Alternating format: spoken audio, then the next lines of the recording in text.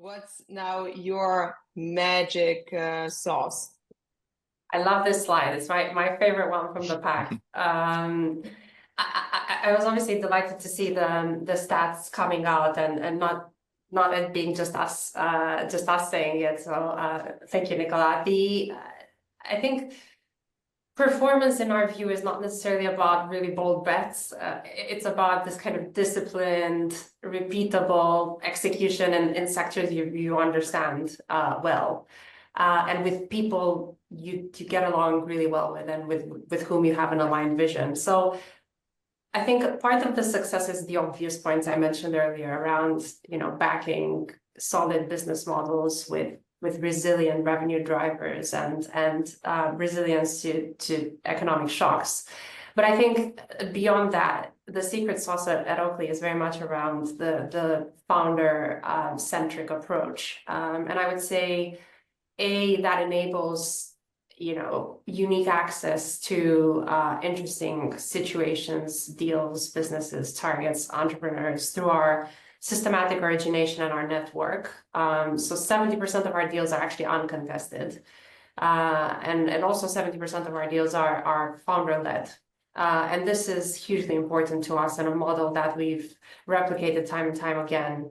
And that comes with multiple advantages. One is we end up doing deals with founders over and over again. So we have certain founders who have done their third or fourth deal with Oakley, and that comes with such a rich ecosystem of not just a really, really nice due diligence process when you just work with someone again and again, but also a very unique origination platform behind those people. And then in terms of value creation and execution, it's speaking an entrepreneur's language and lending expertise, but knowing when to also give people the freedom to deliver and execute on their growth ambition is something that I think has been recognized in the market, and it's a reason why founders turn to us.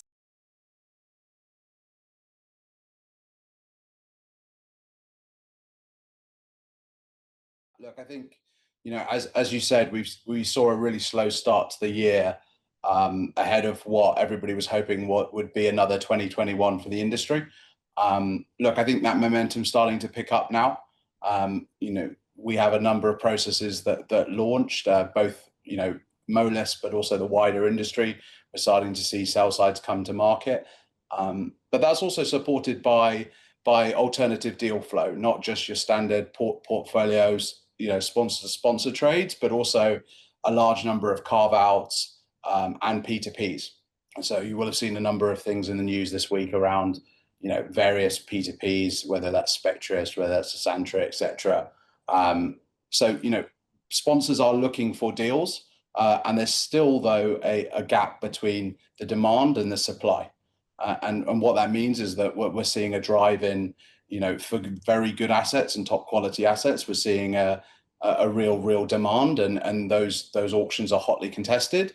And then, assets that are maybe good but not great are getting slightly left behind. So there's certainly a bifurcation in value and in quality. So look, I think everything points to it being positive. It's going to be a very busy post-summer, and there's going to be a lot of bankers working over the summer to get IMs prepped for September releases. And I think the year will depend on, frankly, how much slips into Q1 and how much we can get signed and closed by the end of the year.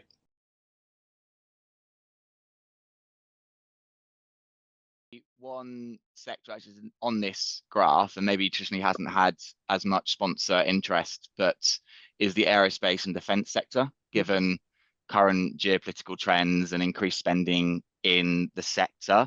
And actually, it was only yesterday, slightly lawyer's answer here, but yesterday the EU Commission said they're looking to adjust merger control rules in that sector and give some reassurances around environmental compliance to try and encourage investment in that sector. So it could be a sector that starts to gain more attention. Andy, that's a great point, because obviously Apollo came out, what was it, last week, saying that they would put 100 million into Germany over the next kind of 3 to 4 years, and that was wholly based on aerospace and defence. So yeah, very, very prominent topic at the moment. Yeah, and so also, you know, so again, it's like a lawyer's answer, but the role of regulation or deregulation, loosening of rules, and how that might encourage certain sectors. You know, you had the UK growth agenda. What does that really mean? Are the competition authorities going to allow more mergers through? So, you know, how that plays through, I think could have an impact on which industries sort of prosper.